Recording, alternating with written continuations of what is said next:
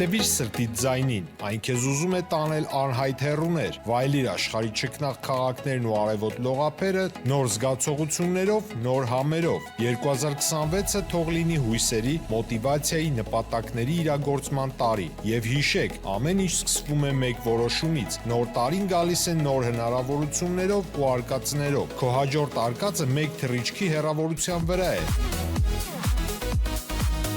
Travel with M 095 89 20 48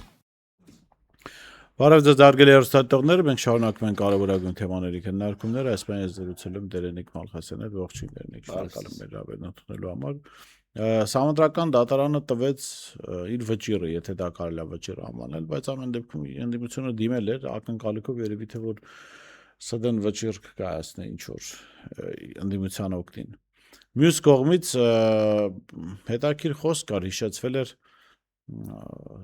Թոխյանի դատարանի նախկին դատավոր 21 թվականի ելույթ էր, որ իշխանության հարցը դատարանում չի լուծվում, դա պիտի լուծվի փողոցում կամ, չգիտեմ, ընտրություններով, դատարանը ըստ այդմ կհասկանա ինչ որոշում կայացնի։ Լավ, ո՞րն էր ըստ էության ակնկալիքը ձեր գնահատմամբ, որ ընդդիմադիր ուժեր դիմեցին սահմանադրական դատարան, ինչ կարող էր ասել սահմանադրական դատարանը։ Դժվար հարց եք տալիս այդ առումով, որովհետև ես չեմ կարող իրենց ուղեղների մեջ մտնեմ, հասկանամ իրենց վերլուծությունները, թե ինչ նպատակադրությամբ են իրենք դիմել սահմանադրական դատարան, բայց կարող եմ մի բան ասել, թե ինչու էր քաղաքական տեխնոլոգիաների առումով ճիշտ դիմել սահմանադրական դատարան։ Տեսեք, այդ խայտառակ ընտրություններից հետո Փաշինյան Նիկոլը ինչ էր գոռգոռում, ասում էր, բա որ ընտրությունները կեղծված են, ինչու դուք դուրս չեկաք փողոց։ Ինչու փողոցը չլցրեցիք, ինչու ձեր համակիրներին չհանեցիք։ Նիկոլի ինադու են դիմել դատարան։ Ոչ թե Նիկոլի ինադու, այլ ես հուսով եմ, որ այդ մոտիվացիան է իրանց մոտ։ Կարող է իրենք անկեղծորեն հավատացել են, որ սահմանադրական դատարանը կարող է ինչ-որ մի հատ ոչ ջրիկ որոշում կայացնի, ոչ նիկոլական որոշում կայացնի։ Միգուցե այդպես մարդիկ եղել են, բայց ես մտածում եմ, որ այդ տրամաբանական կլներ, կցանկանայի, որ այդպես մտածած լինեին, դիմել են սահմանադրական դատարան, որպեսզի հետո Նիկոլը չսկսի գոռգոռալ, որ այ եթե մտածում էիք, որ ընտրությունները կեղծված է, ինչու չդիմեցիք սահմանադրական դատարան։ Այսինքն զուտ այդ ձենը կտրելու համար, որ չգոռգոռա, ականջ չսողոցի, հիմա դիմեցինք սահմանադրական դատարան, սահմանադրական դատարանը կայացրեց այն որոշումը, ինչ ես չգիտեմ, կա մարդ, որ հավատում էր, որ սահմանադրական դատարանը այլ որոշում է կայացնելու։ Ես նման մարդ օրինակ չեմ ճանաչում։ Բոլորը գիտեին, թե ինչ է լինելու սահմանադրական դատարանը։ Ուղղակի ավելնորդ ճղճղոցից, ականջ ծակող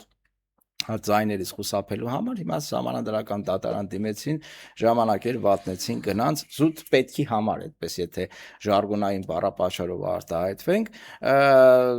հասկանալի է, որ ոչ սահմանադրական դատարանը, ոչ առաջին արձանի դատարանը, ոչ վերաքննիչը, ոչ չգիտեմ ինչ կա, ինչ դատական համակարգ կա, Նիկոլի ստեղծած կոնցլագերային համակարգում չի կարա այդպիսի բան լինի, որ կայացնեն վճիռ, որը կհակասի իշխանության շահերին։ Մինչև Նիկոլը շատ ազատ է սահմանադրական դատարանը։ Սահմանադրական դատարանը ես չեմ հիշում ժամանակահատված, որ ազատ եղած լինի։ Սահմանադրական դատարանի ազատությունը դրսևորվել է, շագիրդավոր ազատությունն է, էլի դրսևորվել է հետևյալի մեջ, թե ինչքանով իրենք այլընտրանքային կարծիք կա, զուտ կարծիք, էլի խորհրդատվական, էլի, ասենք որոշումը կայացնում են իշխանության օգտին, բայց կողքից էլ մի բան ասում են, որպեսզի ընդդիմությունը շատ այդպես դժգոհ չմնա, աբիժնիկ չմնա, էլի, բայց այս դեպքում արդեն նիկոլական կոնցլագերի պայմաններում արդեն այդ ձևականությունն էլ դրեցին մի կողմ, ասեցին, որ գրեք այսպես թող որ ընտրությունները անցել են հաստատաբուժը համապատասխանում են բոլոր ստանդարտներին, բոլոր ժողովրդավարական մարդու իրավունքների Եվրոպա բոլոր ստանդարտներին համապատասխանում են։ Առաջ մի քիչ փորձում էին կարկանդակի ու մտրակի քաղաքականության, բայց բովանդակային առումով ոչ մի բան չէր լուծվում դրանով։ Էլի դուք ես չեմ հիշում օրինակ դեպք, երբ Սահմանադրական դատարանը հանրային քաղաքական լուրջ վեճի օբյեկտիվ որոշում որևէ երկրում եղել է նախադեպ, որ Սահմանադրական դատարանը իշխանությունը քաղաքական մի խմբից վերցնի, տա մի հատ ուրիշ։ Չէ, նման բան չկա, դա կապված է հանրային ճնշման ազդեցությունից։ Այսինքն դու չես կարող, եթե խնդիրը իշխանության հարց է, դու չես կարող նստել ձեռքերը ծալած դիմել Սահմանադրական դատարան, ասես դե մի հատ որոշեք իշխանությունը ումն է, իմն է թե X-ինն է։ Այդպիսի բան չի լինում կյանքում, եթե չկա հանրային պահանջ, հանրային բողոք, հանրային ճնշում,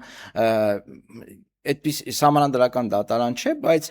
հիշենք 18 թվականի իրադարձությունները։ 18 թվականին գլխավոր դատախազ կար մի հատ դհոլ էր սիրում նվագել, անունը մոռացա, Արթուր Դավթյան, եթե չեմ սխալվում։ Քրեական գործ էին հարուցել, չէ՞ Նիկոլ Փաշինյանի նկատմամբ։ Մտնելու էին ազգային ժողով, որպեսզի անձեռամեղելությունից զրկեին եւ այլն։ Կարեն Կարապետյանը խնդրանքով դիմեց, ընթացք հետո ընթացք չտվեցին քաղաքական իրավիճակի փոփոխության պատճառով, կարծեմ այդպիսի ձևակերպում էլ տրվել է։ Այսինքն մարդ կարող է պետական համակարգը, դատախազությունը, չգիտեմ որ իրավապահ համակարգը մտածի, որ տվյալ մարդը հանցագործություն է գործել, մեղադրանք ներկայացնի, բայց քաղաքական իրավիճակի փոփոխության պատճառով որոշի որ չէ, այդքան բանը, ախր դատախազությունը արդարադատության համակարգը փլվեց, չէ, աղվան Գառնիկիչը որ գնաց այդ իրավունքի պահպանության, բանի այդ բոլոր ավանդույթները քանդվեցին։ Ես հասկանում եմ սարկազմը, բայց չեմ մտածում որ աղվան Գառնիկիչը դատախազի լավագույն օրինակն է, որին կարելի է հղում անել, կամ որևէ մեկ այլ դատախազ, ես չեմ հիշում։ Մենք երբ թե գանք այդ խորքից, որ այս պետությունը ի սկզբանե վատ հիմքերի վրա է դրված։ Այս պետությունը դրված է եղել ճաճոտ հիմքերի վրա ու այդպես զարգացել է, եթե հիմքը լողացողը ճաճոտ է, օրինակ ես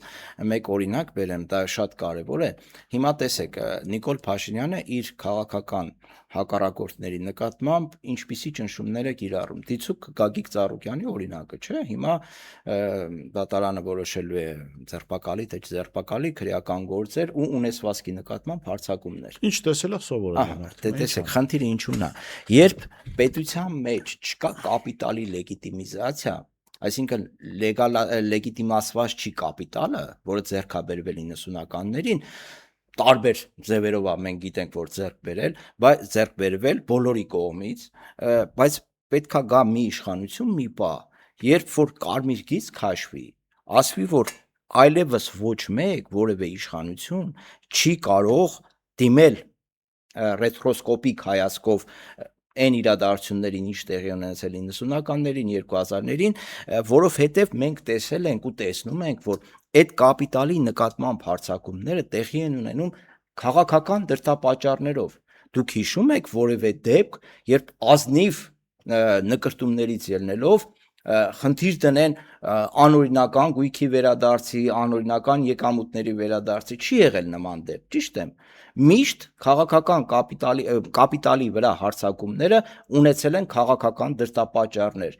Միշտ դա աղճատել է քաղաքական դաշտը։ Երբ դու լեգիտիմացնում ես կապիտալը արդեն, ասում ես ինչ եղել է, կարմիր գիծ են քաշում, չգիտեմ, ինչ որ կոմպենսացիաներ կարող են նշանակել, կարող են չնշանակել, այլևս այդ թեմային չենք անդրադառնում։ Երբ որ այդ թեմային մենք Ինչու՞, այդպես ամեն անգամ կարող են գան թալանել 10 տարի դրսել, այլևս այս թեմային չենք անդրադառնում։ Հիմա այս թեմային Ինչու՞ պիտի փորձը ցույց է տալիս, որ ինչքան այս թեմային անդրադառնում են, այդքան քաղաքական իրավիճակը երկրում ստեղծված է։ Շատ լավ, այդ կապիտալ ունեցողները թող ինքնակամ գնան, պետությանը դիմեն, ասեն ախպեր ջան, մենք այսքան թալանել ենք, այսքանը վերադարձնենք, մեզ հանգիստ թողեք։ Հրապարակային բաց որոշակի կոմպենսացիա։ Դե առանց կոմպենսացիա չի կարող սա լինել։ Ենթադրվում է որոշակի կոմպենսացիա, քննարկելու խնդիր է, բայց փորձը ցույց է տալիս, որ օլիգարխներ, այսպես կոչված օլիգարխների մուտքը քաղաքական դաշտ հիմնականում պայմանավորված է սեփական կապիտալի պաշտպանությամբ, ճիշտ եմ։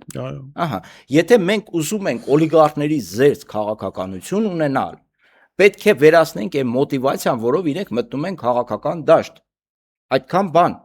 Եթե մենք դա չենք վերացրել, ես համաձայն եմ ձեզ, մենք որ անընդհատ արդարության խնդիր հայտնվելու կա, ենք այս ես վիճակում։ համաձայն եմ ձեզ հետ, որ արդարության խնդիր կա, որտեվ նայ, որ նայում ենք, ասենք երկու մի քանի ընդամենը արդար մարդիկ կան, որոնք փող են աշխատել, մեկը ասենք Տամոժնի Գագոն։ Ես ինչքան որ իմ տեղեկություններով գիտեմ, իր պապուց էր ինքը ժառանգություն ստացել այդ շվեյցարական շոկոլադի գործարանը 240 միլիոն եվրոյով եւ մյուս ստատուց բաներ Միացյալ Նահանգներից մի հատ առանձնատուն էր ստացել 140 միլիոն դոլարով։ Հիմա իշխանությունը հետապնդում է այս մարդուն, ասում է բերեք այդ փողերը տվեք։ Այսինքն մենք տվյալ անձի պապուց ստացած ճակերտավոր ժառանգության մասին իմացել ենք 26 թվականի ամռանը։ Վաղուց գիտենք ոնց է։ Բա հիմա ինչի են որոշել հենց հիմա դիմել նման գործողությունների։ Լավ են անում, որովհետև այդ կապիտալ ունեցողը պիտի հասկանա ինքը խնդիր ունի այդ խնդիրը լուծելու։ Թող այդ կապիտալ ունեցողները իրենք դիմեն, ասեն ժողովուրդ ջան, մենք ուզում ենք, ընդ որում կարծում եմ նման կարգավորում կա, ապօրինի գույքի այդ բանով օրենքով անցնել։ Որոշ ջան, եթե այդ մարդը նման ճանապարհներով հարստացել է, իսկ մենք գիտենք թե տվյալ անձնավորությունը ինչ ճանապարհներով է այդ միլիարդավոր դոլարները, դրամները, չգիտեմ ինչեր է ձեռք բերել, դուք ակնկալում եք, որ այդ մարդը գնալու է ասելու ազնիվ խոսք, ես ուզում եմ ձեզ, ասենք մի տեսեք, խնդիրը արդարադատության օբյեկտիվ կիրառման մեջ է։ Մենք բոլորս գիտենք ու ոչ միայն իր նկատմամբ, այլ շատ հարյուրավոր կարող ենք ասել նախկին պաշտոնյաներ կան, որոնց կուտակած կապիտալը առնվազն հարցերը առաջացնում։ Հիմա Սամվել Ալեքսանյանով է բան ասում։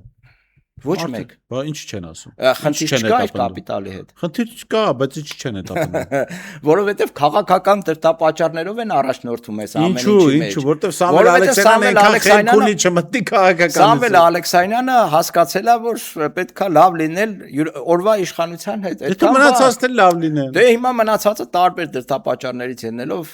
լավ չեն լինում։ Օրինակ շատ պաշտոնյաներ կան, որոնց նկատմամբ օրինակ եթե խոսում ենք այդ տվյալ ազնվորության, հա, ինչ ասի Տամոժնի Գագոյի։ Ասենք այնտեղ հարցերը առաջանում նաև Հովիկ Աբրահամյանի հետ կապված, ճիշտ է։ Մարդը սուրբ է։ Ես օրինակ չէ, հասկանում ես նոր գալիս էի գործի, մարդը պամիդորի դաշտում խախան էր անում։ Հասկանում եք։ Մեծ էլ այգիներ ունեն։ Չէ, հասկանում եք խնդիրը որն է։ Խնդիրը հետեւյալի մեջ է, երբ նման իրավիճակ է երկրում, երբ կապիտալը դրված է կասկածի տակ, կապիտալի ձեռքբերումը, յուրաքանչյուր իշխանություն ստանում է զենք բավականին ազդեցիկ, քաղաքական դաշտի վրա վերահսկողություն հաստատելու համար։ Շատ լավ, գանք ծայրից ծայր քաղաքական գործի, Անդրանիկ Թևանյանի գործին հորինված։ Այս մարդիկ Անդրանիկ Թևանյանին մեղադրում են մի բանում, ոնց հասկացա իր վերջին հոդվածից մեղադրանքի ուրիշ բան է դրած։ Այսինքն հրապարակային խոսում են ուրիշ բանի մասին, մեղադրանքի տակ ուրիշ բան է դրած։ Հենց սկզբից, Բորիս, չի եղել պետական գաղտնիք, ուղղակի մի հատ ասել են պետական գաղտնիք, այդ բանը ապահովելու համար, շոուն ապահովելու համար,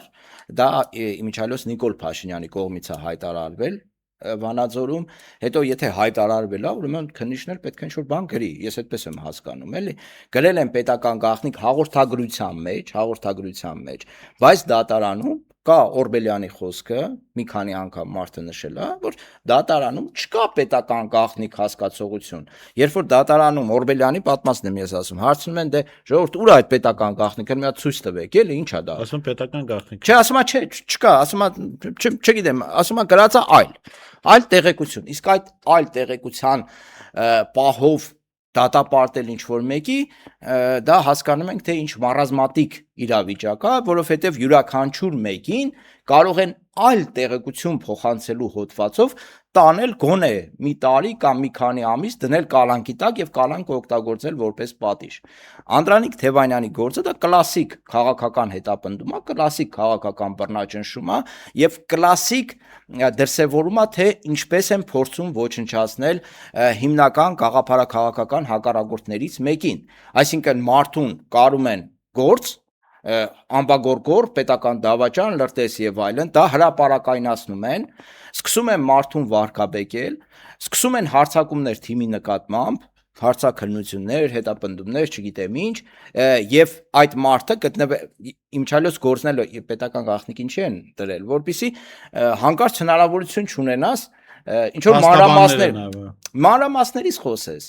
Իրենք իրենց հերթին ապր-ցփր խոսում են այդ գործի հետ կապված,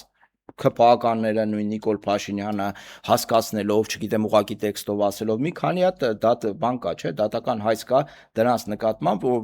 երբ կասկածի տակ են անմեղության կանխավարկած են խախտել։ Այսինքն սա կլասիկ քաղաքական հաշվեհարդար է բոլոր դրսևորումներով, որի տակ կա նաև աշխարհաքաղաքական կոնտեքստ։ Բնականաբար այս ամեն ինչը պայմանավորված է Նիկոլ Փաշինյանի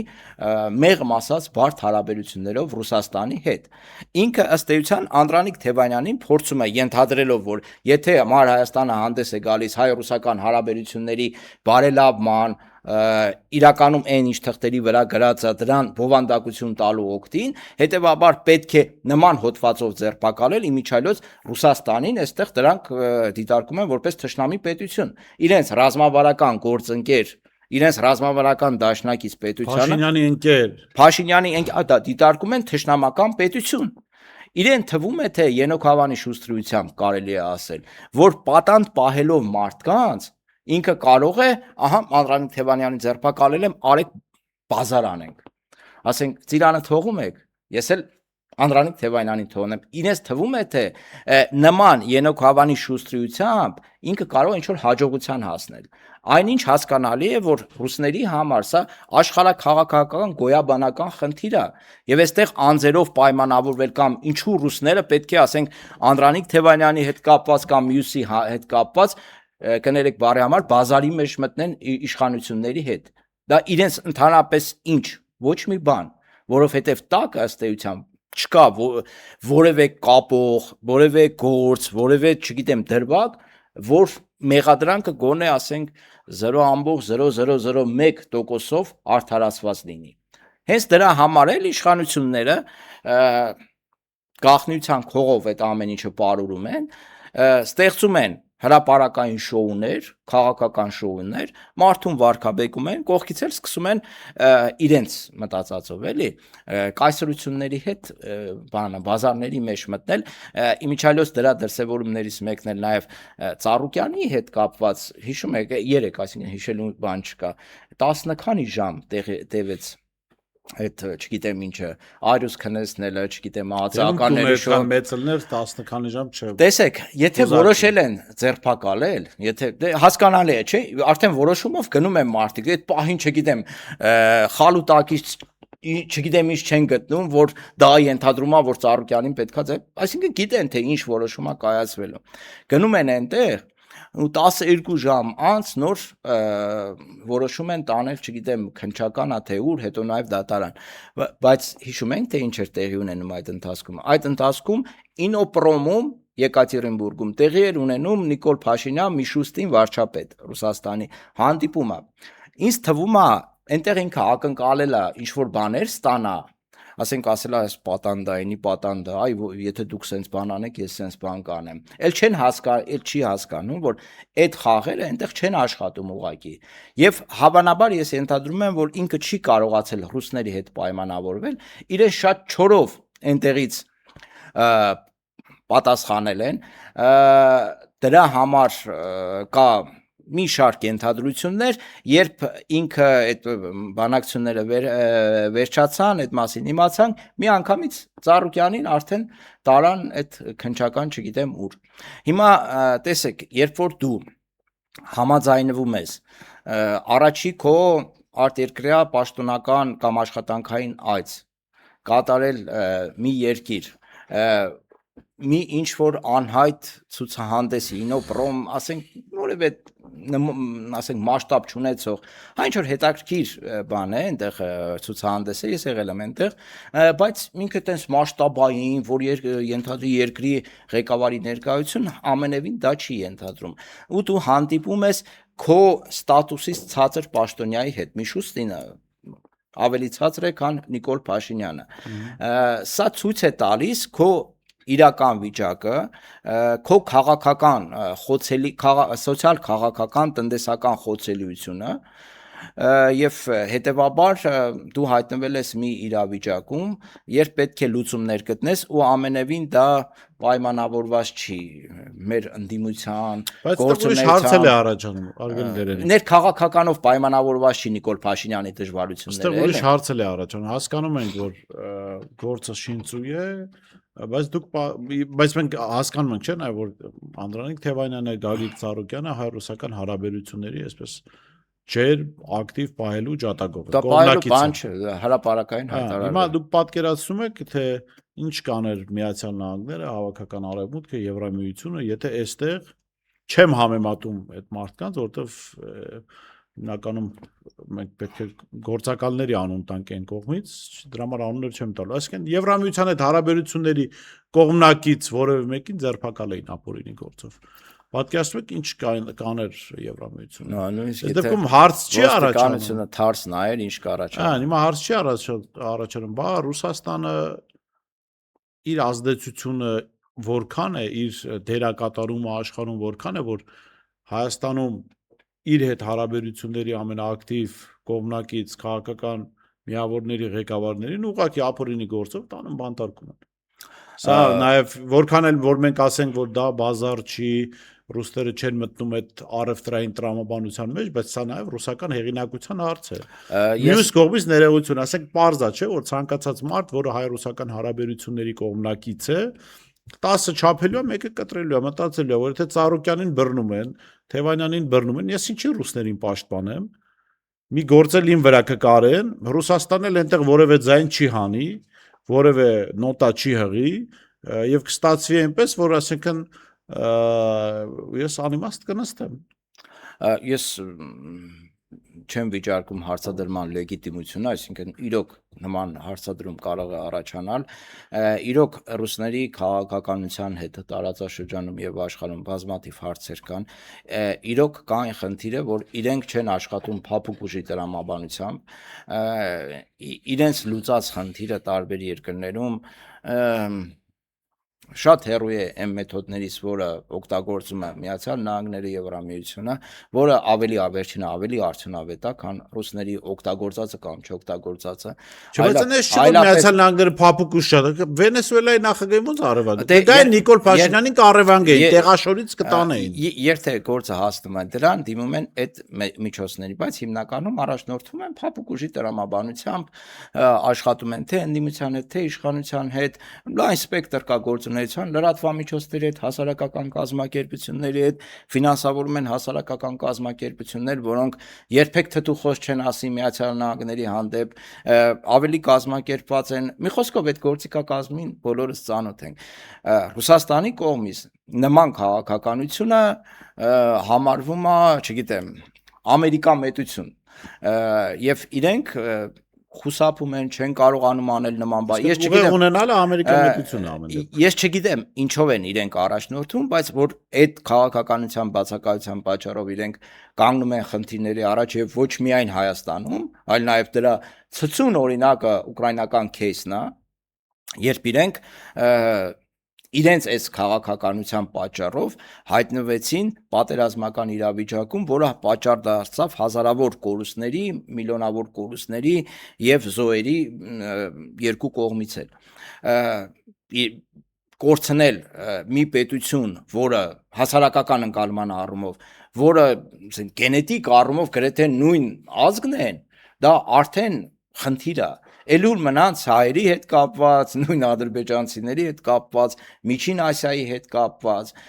նույն Թուրքիան ավելի հմտորեն է բանեցնում փափուկ ուժի քաղաքականությունը, մշակութային ազդեցությունը, քան Ռուսաստանը, որը դրա համար ունի շատ ավելի պարարթող, քան Թուրքիան։ Թուրքիան օրինակ 0-ից կարող է ստեղծել ազդեցության գործիքներ, դա օգտագործելով իսլամը, մշակույթը, լեզուն եւ այլն, օրինակ միջին ասիական երկրներում, վերջերս ես Ղրղստանում եմ, տեսա թե թուրքական ազդեցությունը ինչ տեմպերով է աճում, հիմնականում դա դրսևորվում է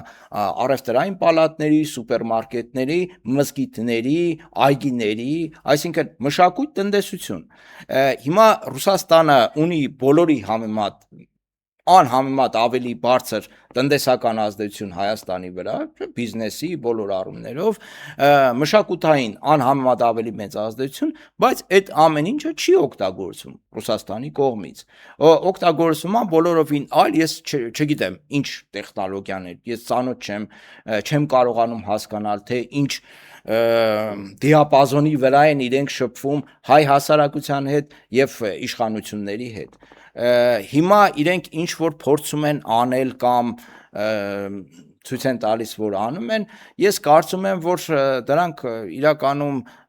էֆեկտիվ չեն, հիմա այս պահի դրությամբ, այո, եւ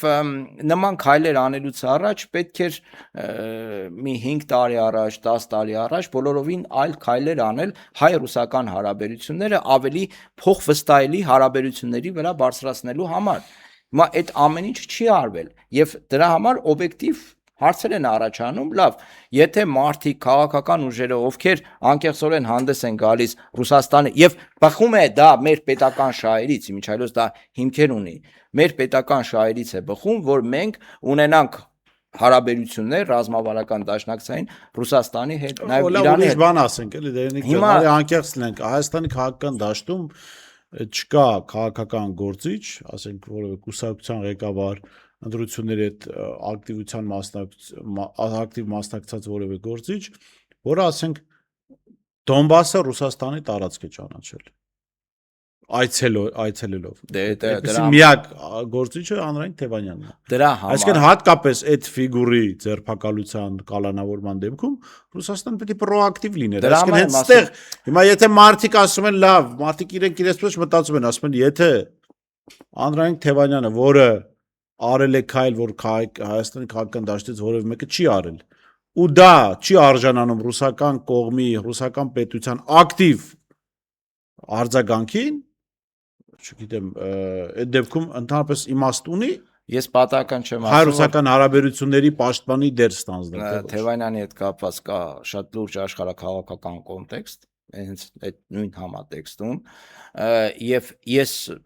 օրինակ չգիտեմ, հարցադրումը էլի եմ ընդունում եմ հարցադրումը, բայց ես չգիտեմ ինչ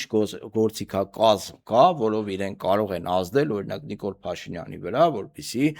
նա Չէ, որովհետև նույն այս ձերբակալությամբ Զելենսկին կարող է, չէ, աշխարհում ասել, տեսեք, մենք Հայաստանում կարողանում ենք պատժել մարդկանց, ովքեր Դոնբաս են գալիս։ Զելենսկին շատ բան կարող է ասել, ուղղակի մենք այստեղ փորձենք հասկանալ, չէ, մենք փորձենք հասկանալ, թե ինչ գործիքակազմ կա, որը չի կիրառվում։ Օրինակ ասենք հայտարարություններ, չգիտեմ, դատապարտող հայտարարություններ, դրանք հասկանալի են, բայց խնդիր իրականում չլուծող բաներ են, որովհետև դրա տակ պետք է թաքնված լինի հստակ գործիքներ, հստակ լծակներ, որով պետք է իրեն կարողանան ազդել այս գործող իշխանությունների վրա։ Հիմա դրանք կիրառվում են, չէ, ես ակնհայտորեն չեմ տեսնում, որ ինչ-որ բան կիրառվում է, եւ մենք հայտնվում ենք մի իրավիճակում, որ իրոք բազմաթիվ հարցեր են առաջանում այս առումով, նաեւ կա կաշկանդվածություն, ինձ թվում է, որ մեղադրել են այդ մարդուն Ռուսաստանի օգտին իբր թե ինչ-որ գործողություններ անելու, հետեւաբար եթե ռուսական կողմը այս ամեն ինչին խառնվի, կստացվի, որ այո, դա այդպես է եւ ռուսները փորձում են այդ մարդուն փրկել կամ չգիտեմ ինչ անել, բայց իրականում քանի որ բոլորովին այլ իրավիճակ է այս առումով եւ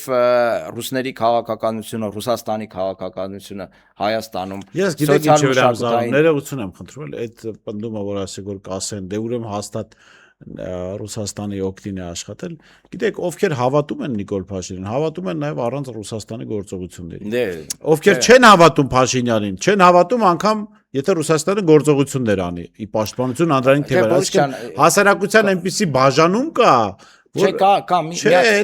մի դա նույնն է որ ասեց Նիկոլ Փաշինյանը թեզ բերեց պատերազմի եռագլուխ բան կուսակցություն,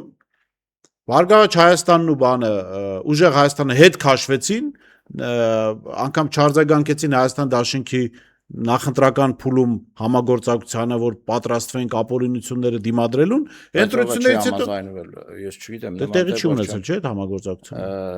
Բայց ում պատճառով։ Չեմ ասում, բայց եթե առաջարկ է եղել, հա, մի րոպե, չէ։ Հրապարակային առաջարկ է եղել, հա, հրապարակային արձագանք չի եղել այս ուժերի կողմից։ Դա նշանակում է չի ընդունվել, չէ՞։ Առաջարկի մասին է խոսքը։ Օրինակ, ես չգիտեմ, Մայր Հայաստանի Ես ասացի Մայր Հայաստանից, Բարգավաճ Հայաստանի դիր, որովհետև մենք անընդհատ ասացի Բարգավաճ Հայաստան։ Բոլորն էլ Հայաստան են, բայց տարբեր։ Մեկը Բարգավաճ է, մեկը մենք մեր դիրքերից միշտ հանդես ենք եկել միասնականությամբ, Ես խոսեցի, հասկանալի է, դե հասկանալի է դիմադրելու հետընտրական փուլում։ Նախընտրական նաև։ Ես տեղյակ եմ, որ Անդրանիկ Թևանյանը բավականին լուրջ կոնսոլիդացիոն Լավ, դե թողնի Մայր Հայաստանն էլ էր դրան կողմնակից, չստացվեց, հետո ընտրությունից հետո ասում են, այ մենք մեր սխալը հասկացել ենք, հիմա կհամագործակցենք, բայց արդեն գնացել է։ Իմիջիայլոց ընդդիմության միասնականության մասին պետք էր մտածել ընտրություններից առաջ։ Ոչ միայն դիմադրելու, չգիտեմ ինչ անելու, այլ նաև միասնական ճակատով հանդես գալու, քաղաքական ընդդիմություն ձևավորելու։ Բոլոր կողմերը դեմ էին դրան։ Հիմա այս փուլում երբ որ ընդդիմությունը ըստ էության պարտվել է, պետք է ընդունենք, չէ՞ որ ընդդիմությունը պարտվել է։ Ուժեղ Հայաստանը չի ընդունել։ Կարող է չընդունել, բայց բոլորը գիտեն, որ պարտավոր եմ արձանագրել։ Տեսնում ենք, որ ընդդիմությունը պարտվել է։ Պարտվելուց հետո մի քիչ դժվար է, հա, մարդկանց ասել, եկեք միավորվեք, որ միասին ինչ անենք, պարտվենք, ինչ անենք, պարտությունը հիմնավորենք, հետևաբար միասնականության հիմա էլ ուժ չէ, բայց հիմա պետք է այլ օրակարգով, բոլորովին այլ օրակարգով, որովհետև մենք ունենք սահմանադրական կարգի խնդիր, երկրում ունենք օրինականության խնդիր, երբ արդարադատության համակարգը այլևս ֆունկցիոնալ չի, երբ իրավապահ համակարգը դարձել է պատժիչ մեխանիզմ եւ այդ ուխտը չոքելու է բոլորի դուռը, թող որևէ մեկը չմտածի, որ ինքը կարող է ամեն ինչից խուսափել, հերթով գալիս է, էլի գնալու է նաեւ լրագրողների հետևից, որոշ հասարակական կազմակերպությունները չգաք խնդրում, ուզեն չուզեն հիմա դե եթե կոնվեյները աշխատում է, արդեն թացը չորի հետ պետքա վառի եւ դա կանգնեցնել է պետք, որովհետև մենք հայտնվել ենք Հիտլերյան Գերմանիայի վիճակում, երբ սկզբից կոմունիստներին էին տանում, ասում էին, դե լավ, կոմունիստների խնդիրն է, մենք գործ չունենք, հետո հրեաներին տարան, հետո քաղաքական հակառակորդներին տարան, վերջում պարզվեց, որ որևէ այլևս դիմադրող համակարգ այդ երկրի մեջ գոյություն չունի։ Նիկոլ Փաշինյանը, ինչպես յուրաքանչյուր ավտորիտար իշխանություն, աշխատում է բաժանելու կոնֆրոնտացիաների, տարբեր քաղաքական ուժեր կոնֆլիկտների մեջ են իրար դեմ եւ դա նրան հնարավորություն է տալիս մանյովրելու, մեկին ձերբակալել, մյուսը ձեն չհանի, սրան այսպես ծեփենք ասֆալտին, սրա ես իդ բառապաշարն եմ օգտագործում, կզսնենք սրան բանտարկենք, սրան էս անենք, այն մյուսները կողքից կարող է նայեն, ասեն դե լավ, թող բանանի, որ մեր բանը բացվի, մեր ճանապարհը բացվի, բայց իրականում ոչ մեկի ճանապարհը, ես ուզում եմ ասել, այստեղ չի բացվում, բոլորի ճանապարհները փակվում են, քաղաքական պայքարը Հայաստանում այլևս շատ վտանգավոր